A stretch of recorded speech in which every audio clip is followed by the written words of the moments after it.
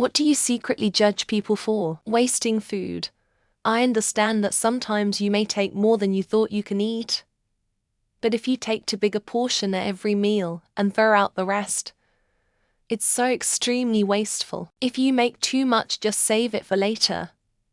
Even at a restaurant, as some portions are typically huge, then just ask if you can doggy bag it.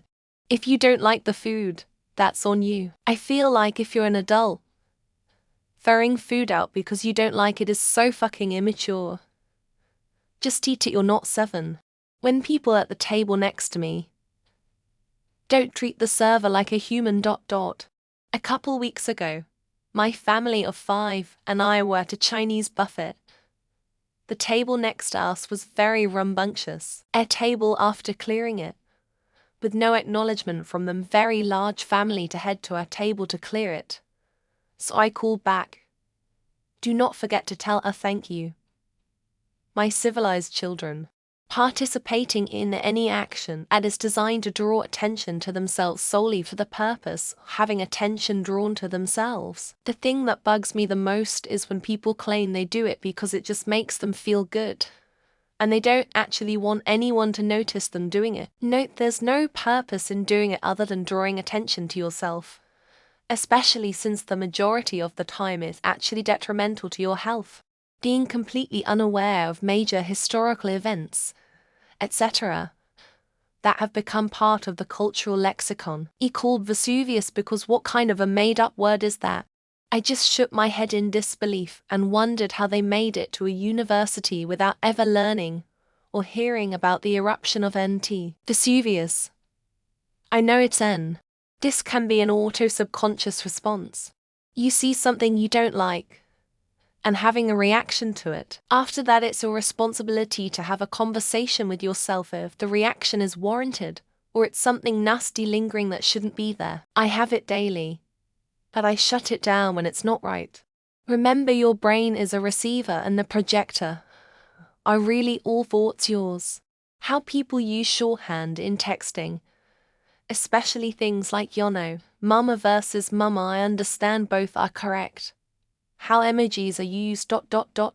I acknowledge and understand that language changes, that certain shortcuts are not only tedious and annoying, but also reflect back on people's comprehension of when and how language should be used. In a similar vein, people who text write in stream of consciousness.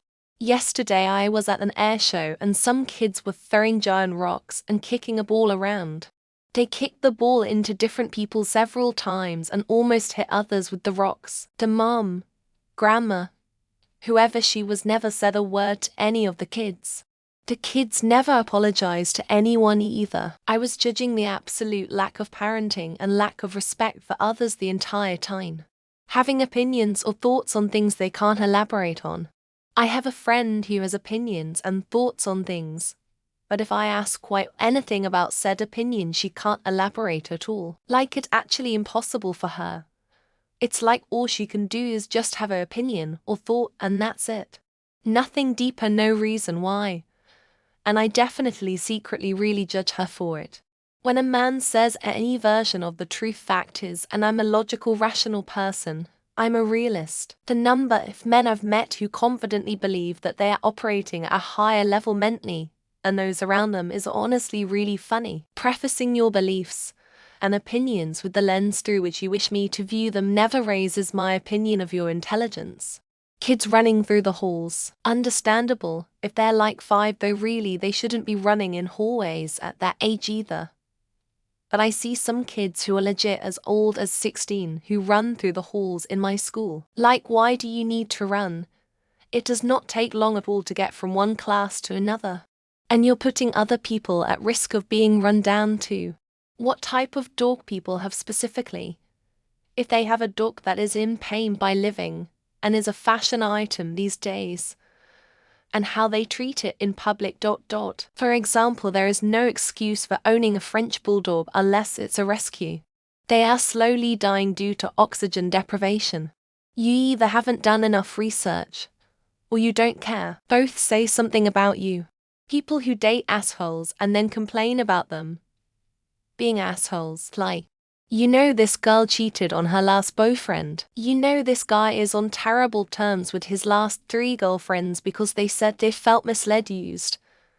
And yet you chose to date them. Not saying anyone deserves to be treated that way. What the fuck were you thinking? People that very obviously and dramatically I'm willing to accept that we all probably to some degree change their entire personality depending on who they are talking to hanging with. I just can't respect it. And then gossiping relentlessly when said person leaves. Major red flag. Don't trust people like that. You're not exempt from their shiftiness. Their ability or inability to see humans as complex beings. People are so easily to judge and assume something about strangers. I love when people are pensive and know every life, no matter how bad, should be looked at thoroughly and judged accordingly. One opinion doesn't paint someone's entire body, and those that think so ought to open up a tad bit more.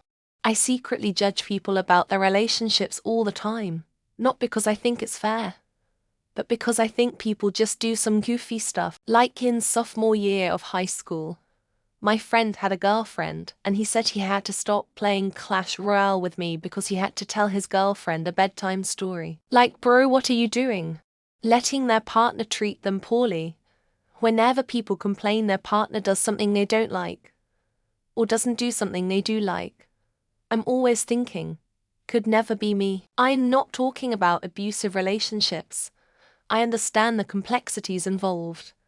I'm talking about your average couple where one party is just a jerk. In question, I think it's natural for everyone to have certain things they might make quick judgments about.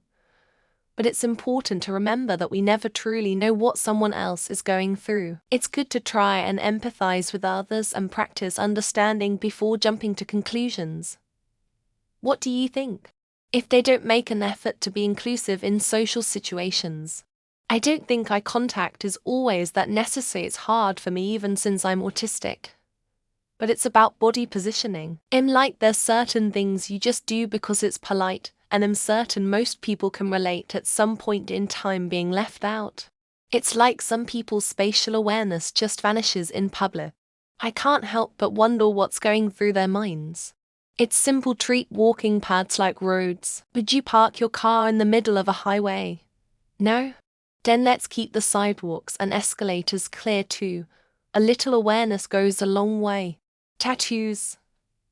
I've never met anyone in my entire life that had tattoos and wasn't mentally unwell in some way, and studies have shown clear links between the two.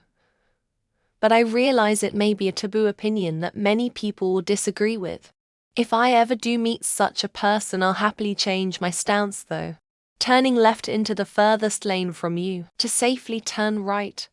Have chosen not because I'm skeptical that they will turn left into the proper lane. And sure enough, they turn into the furthest lane, and my children would have been crushed. People who advertise their whole political identity with bumper stickers on their cars. I don't care which side it is. Want to put a sticker or two? Fair enough. Make yourself a walking billboard because your whole identity consists of screaming your beliefs at other people. You're the problem. Drinking. I'm not even religious, but it's literally classified as a poison to humans. When I see someone drinking it in massive quantities, when it has no positive effects other than a few hours of numbness and dizziness, you clearly don't have much respect for yourself. So why should I?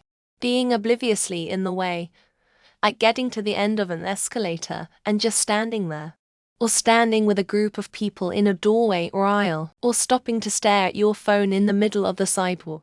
Just move out of the way like 2 steps and everyone's life is easier. Parents who don't set any consistent boundaries. I'm a preschool teacher, and the number of kids I get in my classroom these days who have never been told no and had it stick is astounding. Kids need fair and consistent boundaries. Without them they are anxious and have no resilience. People who headcanon every single character as queer in some way. I'm a logical thinker, so I only see a character as queer if there's plausible hints for and if it actually makes sense. But I just don't understand people who headcanon just for funsies with no logic behind it. When people judge others for liking music they don't personally care for, I'm sorry, but how does my enjoyment of a Harry Styles bop really affect your life? Music and food. Just because you think olives are disgusting doesn't mean we all have to hate olives, Jana. People at the gym who sit on equipment scrolling on their phones. Shit, can't you go 20 minutes without your phone? I am waiting to get on that bench. And if you're really trying to make a difference with your body, put the fucking phone away and push yourself. Multiple divorces, or a body count longer than they preach at me that I know nothing about relationships because I'm 54 and single. Bitch, if you have all the answers, why are you twice divorced with a body count that's approaching 3 digits? I had a girlfriend who did that shit. Everywhere we went, she would just be wandering in front of people, bumping into people, just stupid. I got to a point where I just stood back and kind of watched people's reactions, and they looked at me, and I just shrug. When people can't make a phone call, I find it annoying. Like you're complaining that someone isn't responding fast enough, yet you can't work up the guts to call them. Silly how socially inept some people can be. Making a phone call isn't a big deal. Letting their kids act like assholes and pretending not to notice. However, I don't judge them if I can tell they're stressed and trying their best. Sometimes kids will act like assholes no matter what. It's really more about how the parents act. A very negative feeling about virtually all who drive them. More often than not, they come across as aggressive dickheads. It's always them you see speeding on the freeway coming up right on your tail.